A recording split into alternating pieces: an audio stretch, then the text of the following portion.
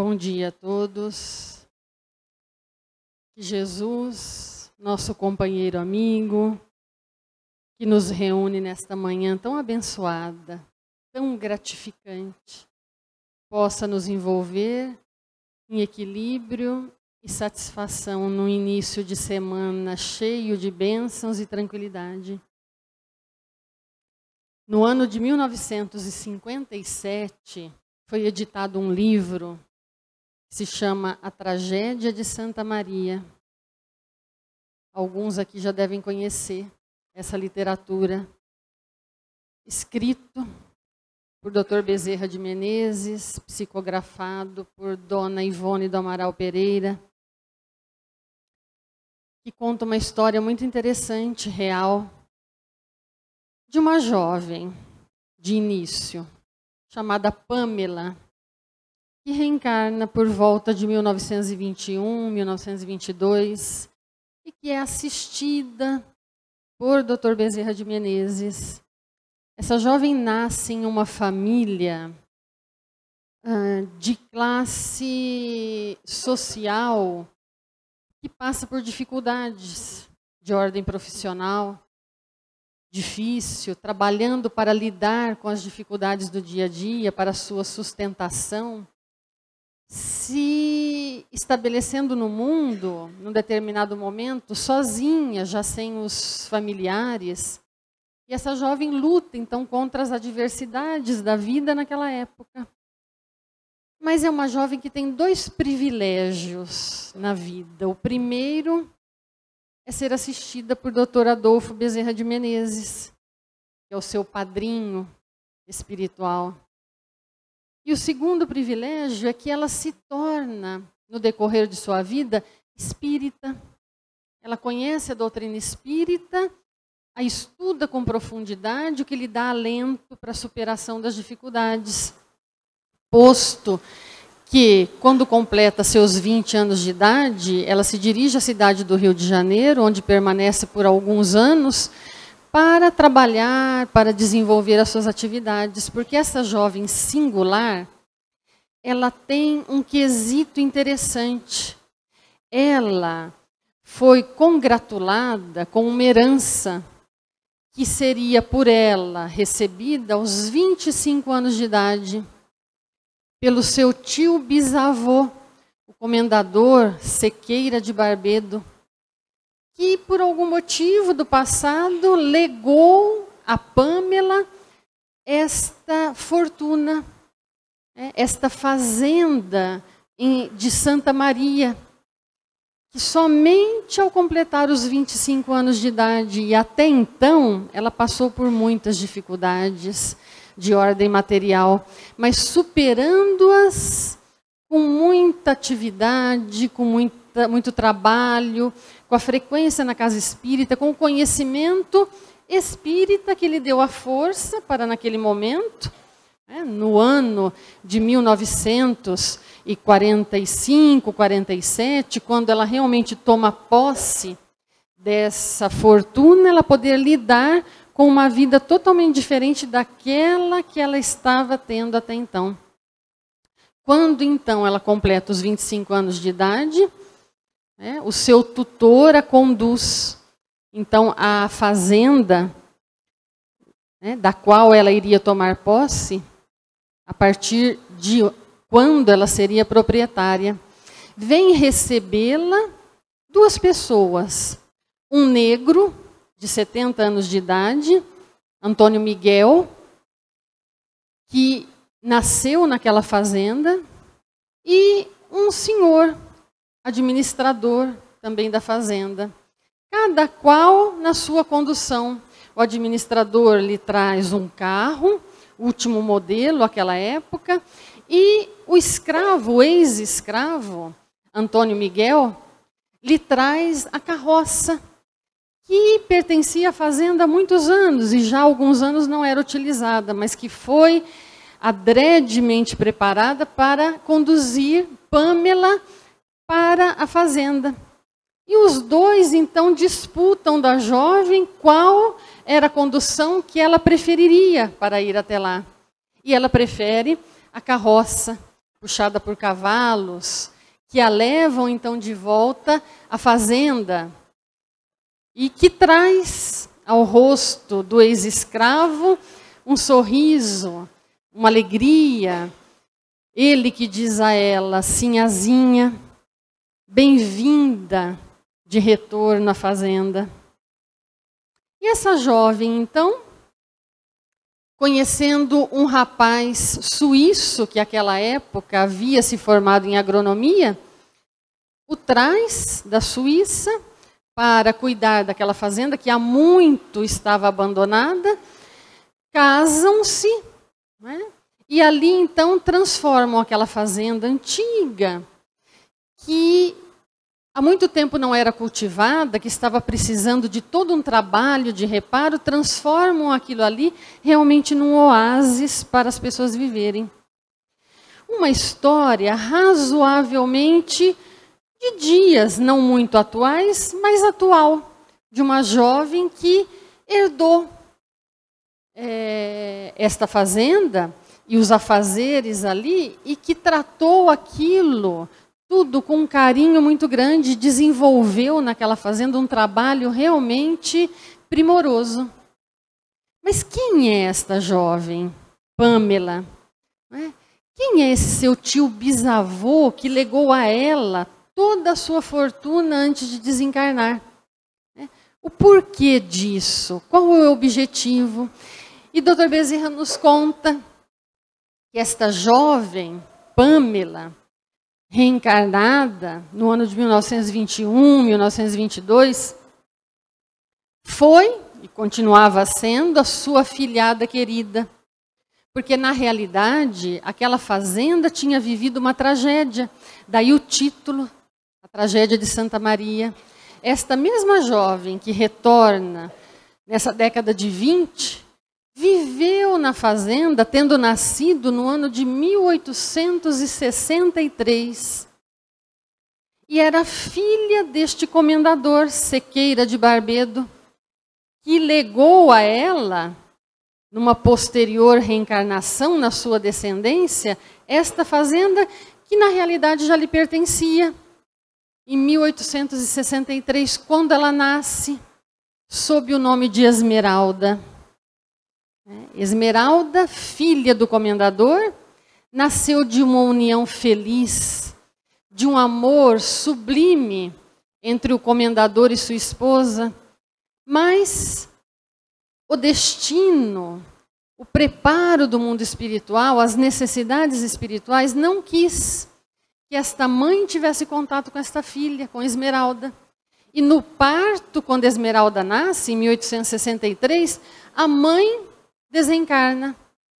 E o comendador, então, permanece naquele solar, naquela fazenda, com esta filha. E naquele momento, roído de dor, desesperado com o desenlace da esposa amada, ele até tem uma rejeição por essa filha. E ela adoece. E neste momento ele busca um médico, nesse ano de 1863, para tratar daquela filha que está adoentada. Neste momento, então, ele conhece Dr. Bezerra de Menezes, encarnado, que Dr. Bezerra de Menezes é de 1831, e o comendador, então, trava contato com o Dr. Bezerra de Menezes, que, como médico, vem em socorro daquela criança, daquele bebê, daquela menina recém-nascida, e a trata durante alguns dias, curando-a do seu mal. Um laço, uma união de amizade trava-se entre o comendador e o Dr. Bezerra de Menezes, que se tornam amigos inseparáveis. Compadres, não é assim que se chamava naquela época? Talvez até hoje existem, né? Os compadres e as comadres tornam-se compadres para o resto de suas vidas, de modo que o comendador dá a sua filha para que Dr. Bezerra de Menezes seja o seu padrinho. E ali, então, Dr. Bezerra vivencia toda aquela história dessa família. Esta jovem Esmeralda vai crescendo em beleza e em bondade. É uma jovem que ama tudo e a todos. E ela ama aqueles escravos. A fazenda, à época de seu pai, que era riquíssimo, comportava 500 escravos. E ela amava aqueles escravos, ela se afeiçoava àquelas meninas de sua idade, que ela trazia para dentro de casa, que ela vestia com as mesmas roupas que ela se vestia, que ela tratava de um modo fraternal como se fossem suas irmãs. Mas o comendador, seu pai, homem orgulhoso, homem preconceituoso, não gostando nem um pouco dessa situação, percebendo a afeição de Esmeralda às escravas, propicia então um estudo para sua filha fora do Brasil. Ele a envia para Portugal aos 7 anos de idade, para que ela seja educada primorosamente e para que com isso ela se afaste desses contatos com aqueles escravos. Porque ele percebia naquele momento que ela estava se afeiçoando demasiadamente àquelas pessoas que não eram como sua filha, eram escravos. Negros, para ele, representavam mão de obra, representavam lucro, um trabalho necessário, ele, escravocrata que era, para a sua fazenda. Então, Esmeralda, chorosa, vai para Portugal juntar-se aos seus avós maternos, aos 7 anos de idade, e ali permanece até por volta dos seus 20 anos de idade. Em Portugal ela conhece José Bento Gonçalves, um jovem também brasileiro, a quem se afeiçoa, e quando, depois de formada, retorna para o solar do pai, é recebida como uma rainha.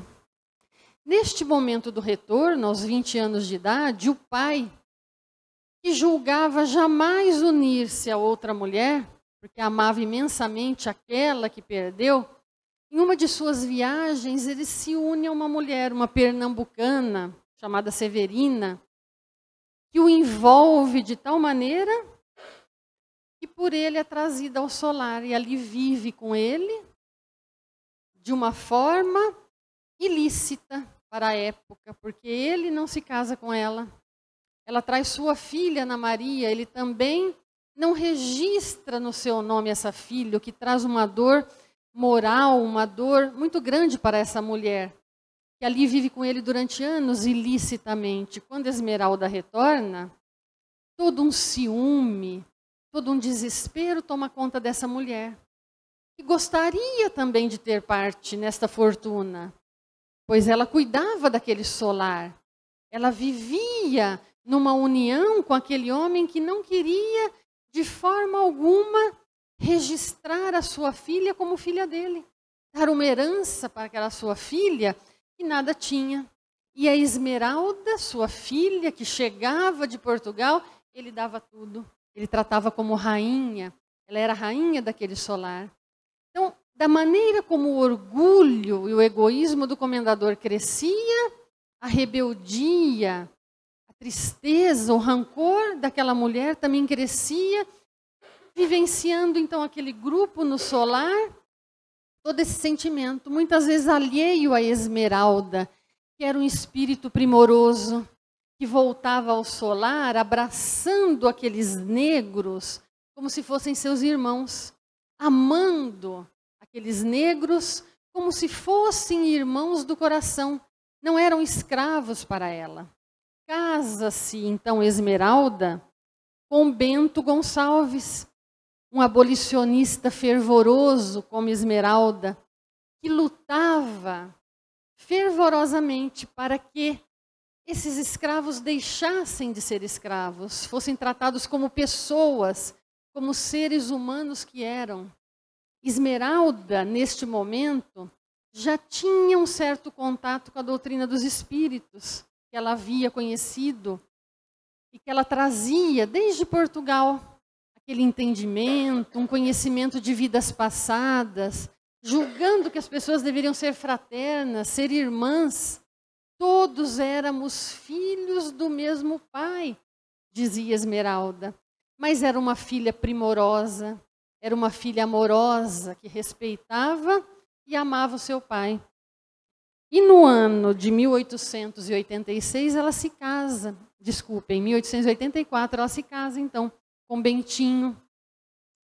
E felizes vivendo naquele solar, sem que Esmeralda percebesse as artimanhas daquela mulher, daquela pernambucana, que gostaria simplesmente que o comendador tivesse uma união lícita com ela, tornar-se sua esposa, e sua filha pudesse tornar-se filha daquele lar também, o que não ocorreu, crescendo então aquela angústia daquela mulher, o despeito, aquele ciúme, até que algumas cartas anônimas começam a circular naquele solar, dizendo que o abolicionista Bentinho, marido de Esmeralda, estava tramando muitas coisas ruins naquele solar e que na realidade ele gostava só da herança.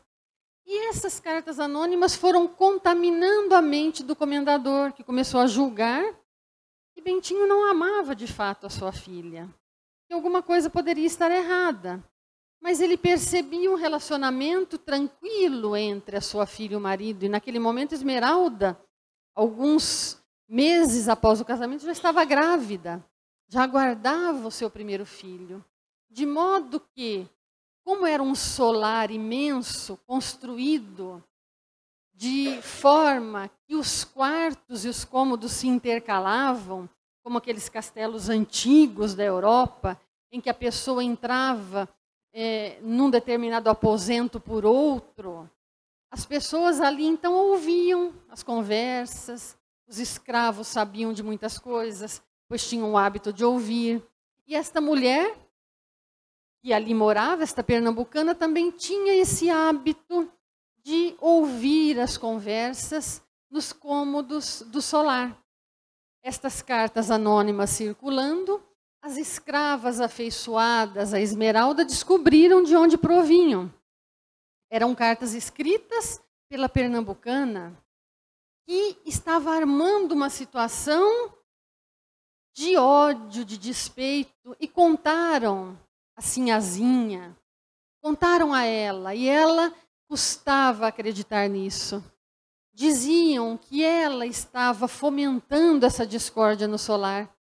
Mas acontece que essa mulher que escrevia as cartas também ouviu aquilo que as escravas contaram a ela, e no desespero de saber que Esmeralda estava a par da situação e contaria para o seu pai, no auge desse desespero, resolve então eliminar com esta prova que era Esmeralda.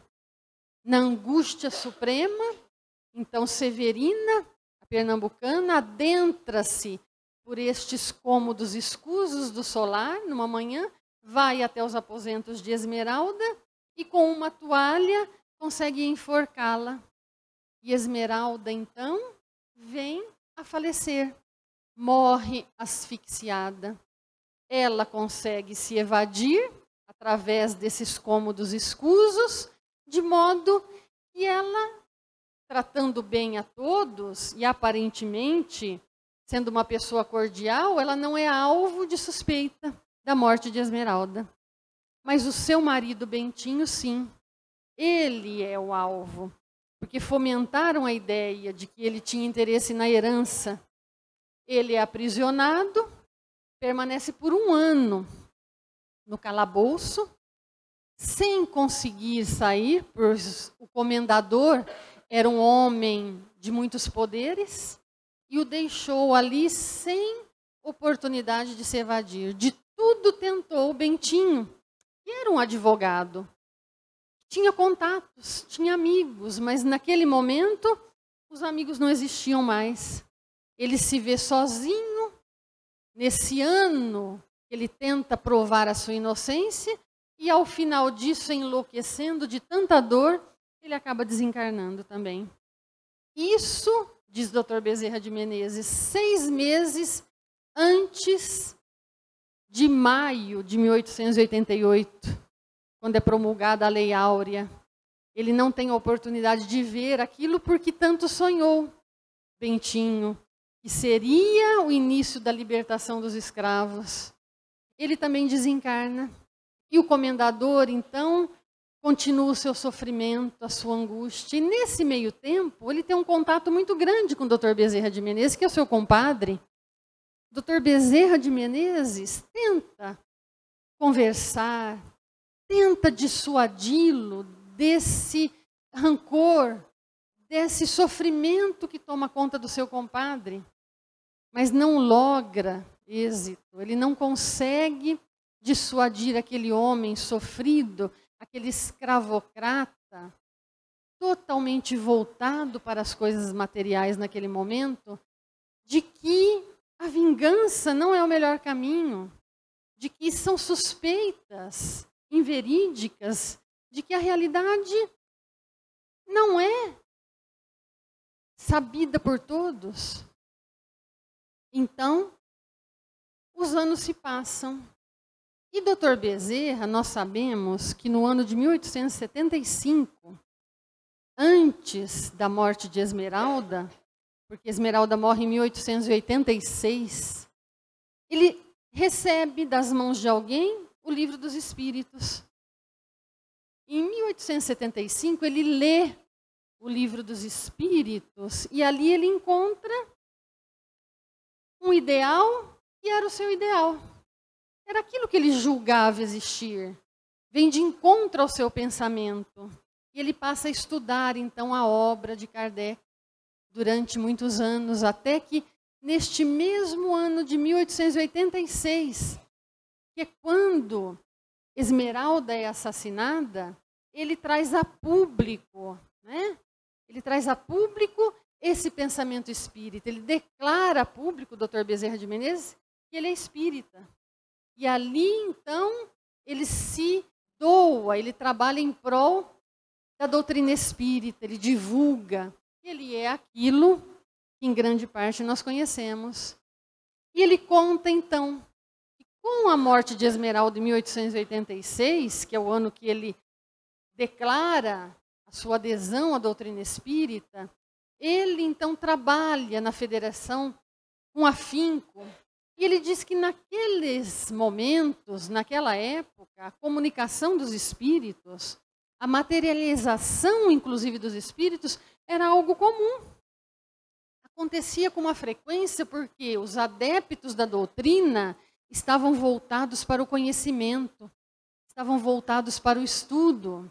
Até uma nota no rodapé do livro, A Tragédia de Santa Maria, em que ele diz que, àquela época, a intenção, o movimento dos espíritas era aprender. Não era buscar coisas vulgares, coisas fúteis, mas era o enobrecimento espiritual, era o entendimento da doutrina.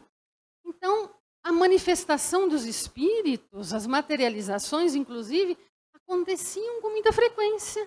Era algo natural. E isso aconteceu com Esmeralda. Ele conta que, na casa espírita, ele mantinha um relacionamento com Esmeralda muito profícuo, muito gratificante.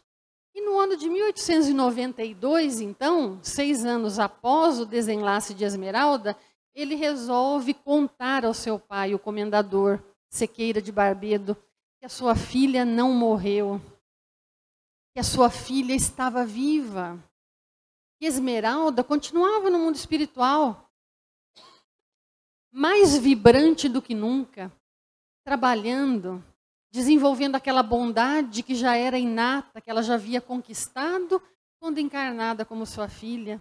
E naquele momento o comendador já estava preparado para saber dessa realidade. E ele o leva, então, o Dr. Bezerra leva o comendador a essas sessões, a esses trabalhos em que Esmeralda lhe aparece. Esmeralda vem lhe dar uma mensagem. Esmeralda vem lhe dizer: perdoe, esqueça o que aconteceu, mude a sua maneira de encarar, de ver, a sua perspectiva.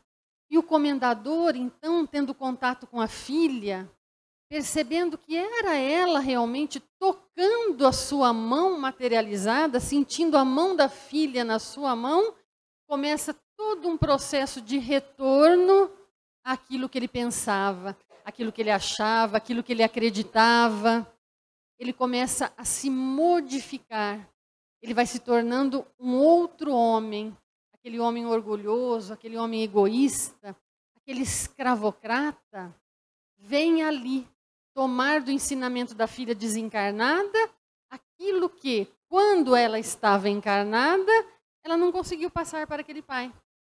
Mas desencarnada, depois desse sofrimento, dessas mortes da esposa querida, dessa filha amada, dessa tragédia, ele então começa a se modificar gradativamente, começa a entrar na literatura espírita, começa a ler, a buscar o sentido da vida, o porquê da continuidade, o porquê onde sua filha está, o porquê da vida espiritual, o porquê da morte dessa filha.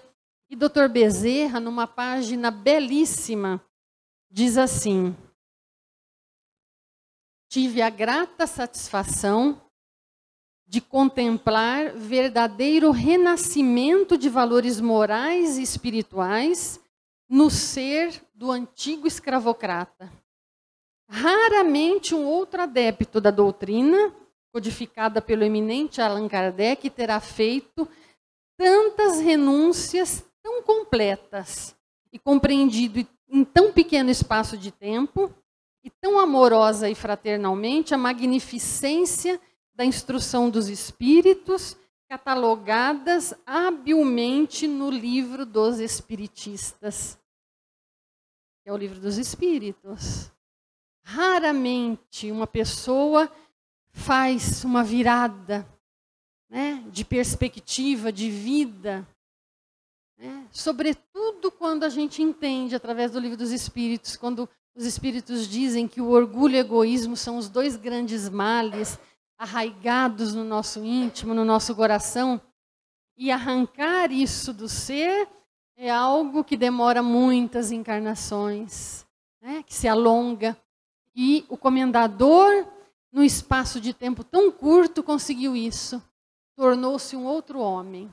Começou a trabalhar fraternalmente em prol das pessoas. E nesse contato com Esmeralda, então, ele decide, quando Esmeralda lhe diz que ela voltará em breve, que ela não permanecerá muito no mundo espiritual, que ela retornará breve, ele diz a ela: eu vou legar a você a fazenda de Santa Maria, vou legar a você a minha fortuna, porque eu quero que você faça aquilo que eu não fiz, aquilo que eu não pude, que você cuide desse solar, que você cuide desses empregados que lá estão, com o carinho, com o desvelo que eles necessitam.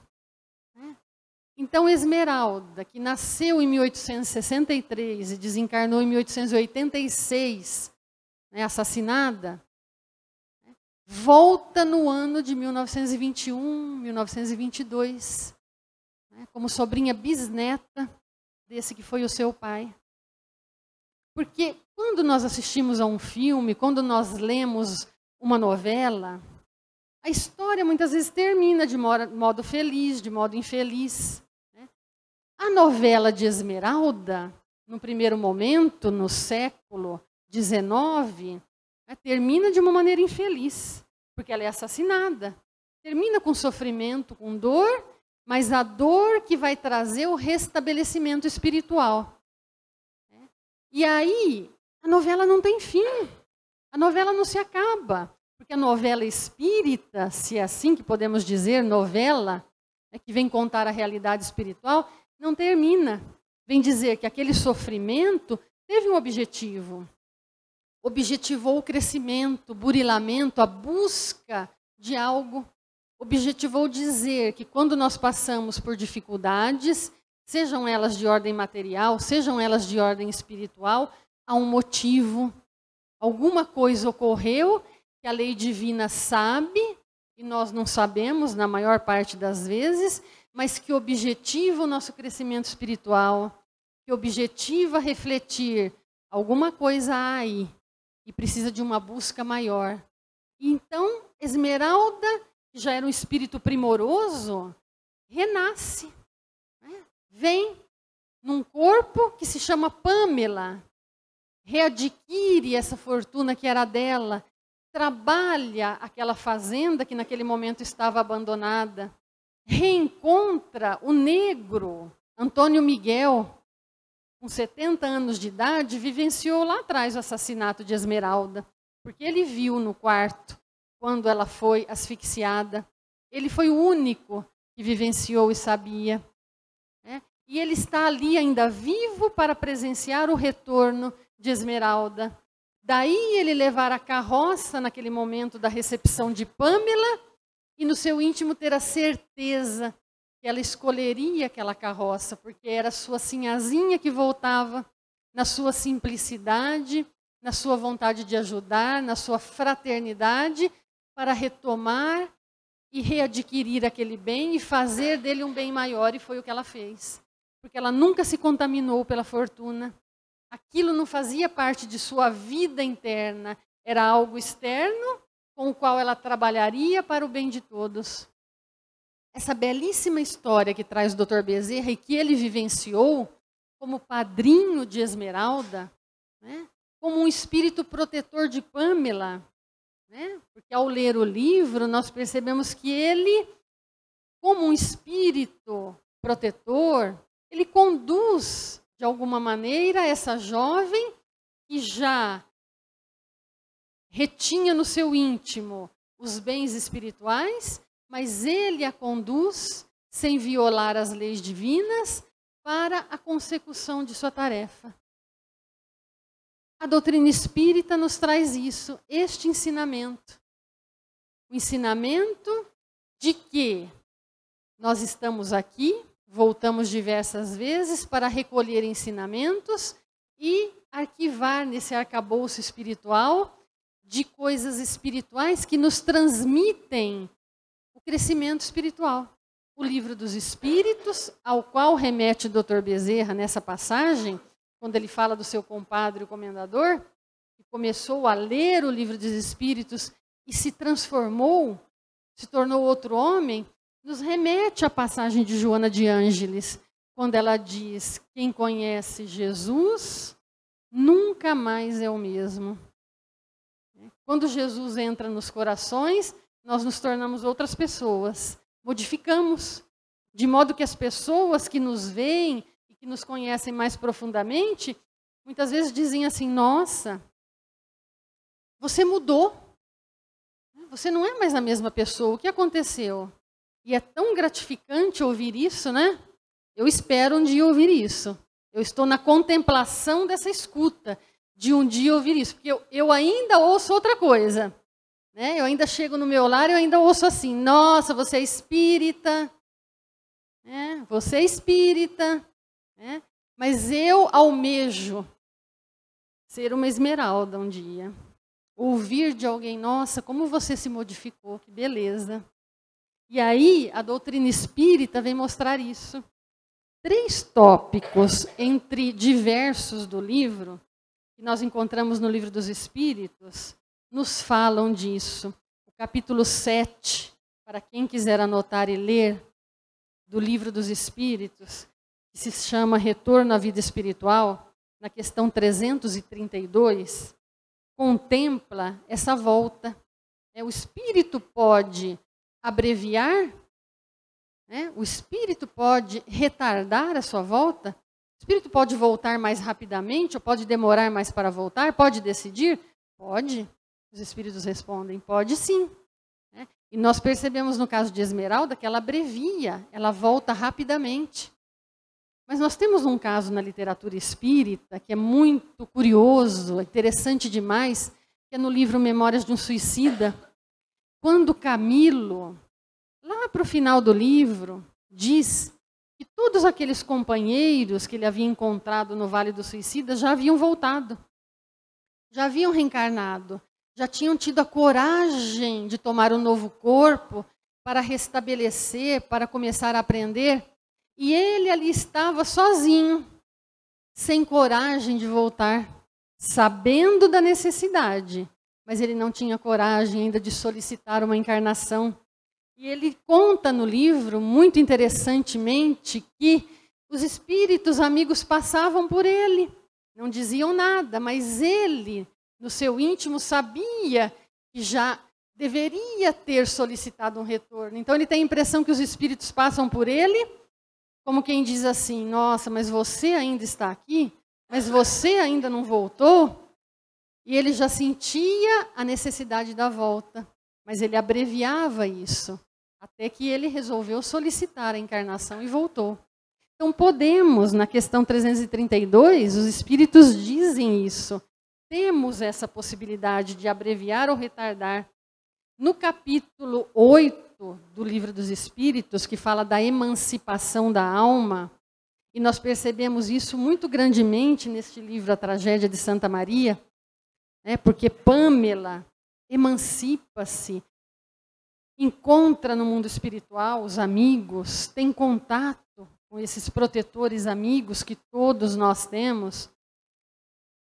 Ela se desdobra, e isso é possível na questão 400 e nas questões seguintes.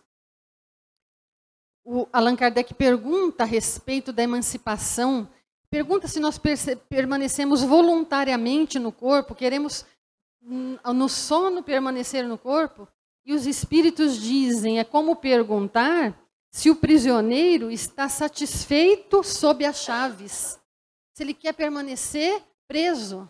O espírito quer se libertar, e no sono nós nos libertamos. É o sono que faz isso. Os espíritos respondem que os sonhos, são esse produto da emancipação da alma. Nós sonhamos e muitas vezes nós não nos lembramos, muitas vezes são sonhos confusos, outras vezes são sonhos mais nítidos, mas são esse produto da emancipação da alma. E nós temos que nos preparar para o sono.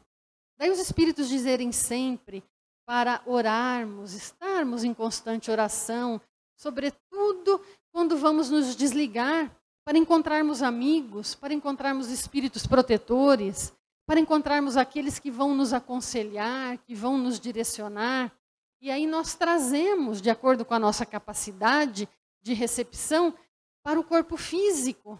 Quando entramos, voltamos para o físico, essa percepção de que alguma coisa de bem temos que fazer, que realizações, superações, as dificuldades devem fazer parte da nossa vida, mas nós devemos vivenciá-las com tranquilidade, com serenidade, sabendo que estamos vivendo aqui, mas temos uma história, como Pamela vivenciou lá atrás, no corpo de Esmeralda, aquela vida que trouxe para ela tanto conhecimento, tanta superação.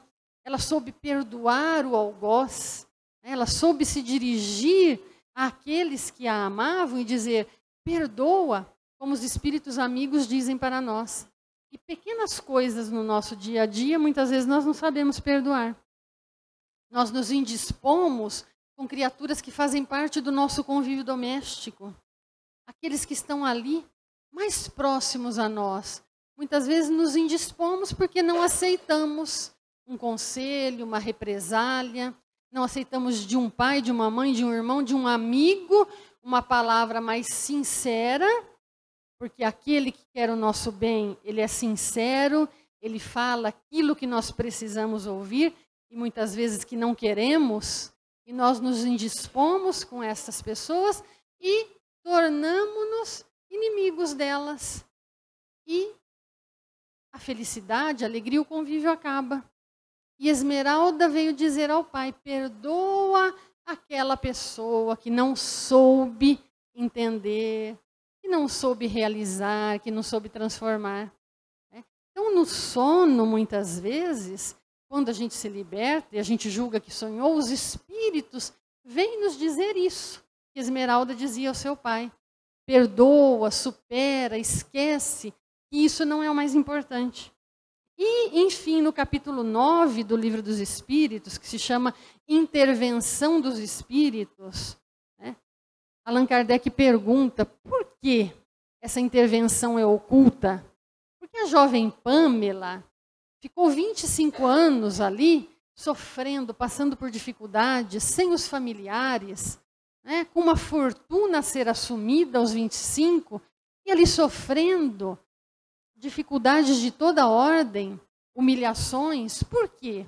Sendo que ela era influenciada por espíritos amigos pelo próprio Dr. Bezerra de Menezes, que dizia a ela, né, através do sonho, continua, vence, esquece, supera.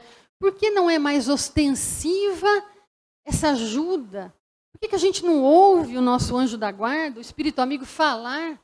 Eu queria tanto ouvir, que ele dissesse para mim, que eu ouvisse aqui. Continuo, estou aqui presente. E muitas vezes nós não ouvimos com esse ouvido físico. Por que não é mais ostensiva essa intervenção? Pergunta Kardec na questão 501. E eles respondem que nós ficaríamos dependentes.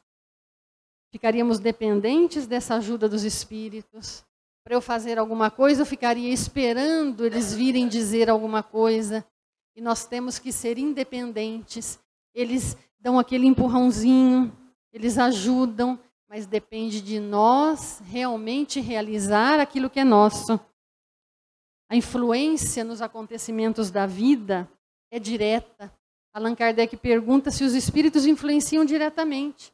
Nas coisas materiais, né? A mulher ficou viúva, com filhos pequenos. O marido era o sustento do lar. Ela está à mercê das dificuldades materiais. Os filhos ali precisando de comida, de alimentação. Será que os espíritos influenciam nisso? Ou os espíritos só ficam aconselhando, olha, tranquilidade, bom ânimo. E muita gente diz assim, olha, isso não enche barriga, isso não alimenta. E na questão 525, sobretudo, quando Allan Kardec pergunta se eles influenciam só no pensamento ou a ação é direta, eles dizem assim, tem os espíritos uma ação direta sobre a realização das coisas. Eles podem influenciar uma pessoa, aquela pessoa vai em tal local, aquela pessoa auxilia a outra que necessita, e nós percebemos isso grandemente na literatura espírita, né? Influenciam para que uma pessoa vá e realize um bem material, para que aquela pessoa empregue uma pessoa, para que aquela pessoa dê dinheiro, inclusive, assista no momento de necessidade. Influenciam sim, porém, nunca sem constranger a lei. Sempre de acordo com a lei de Deus.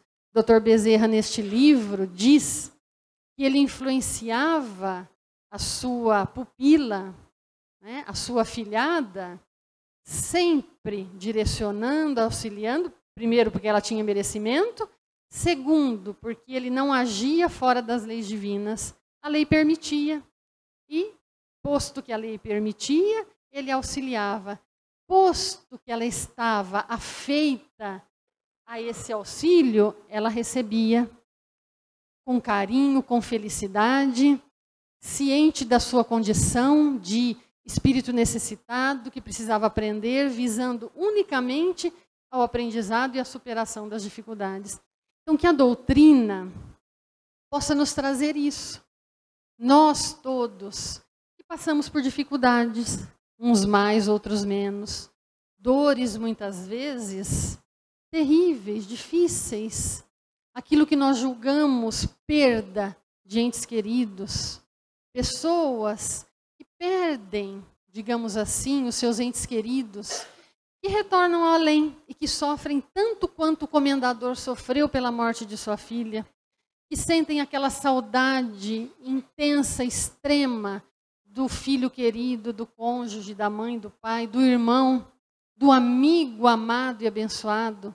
Pessoas que passam por dificuldades de ordem material, doenças de toda ordem que se espalham pelo mundo, cânceres, os mais difíceis, e outras milhares de doenças que fazem parte desse mundo. É um mundo de expiação e provas, é um mundo de necessidade. É a escola em que nós estamos no início. Nós estamos lá no pré-primário, tentando passar para o primeiro ano, tentando entender, tentando compreender o outro que ainda não compreendeu, porque nós mesmos também pouco entendemos. Estamos tentando, como comendador, deixar aquele pensamento escravocrata que temos e tornarmos-nos abolicionistas para nos libertarmos.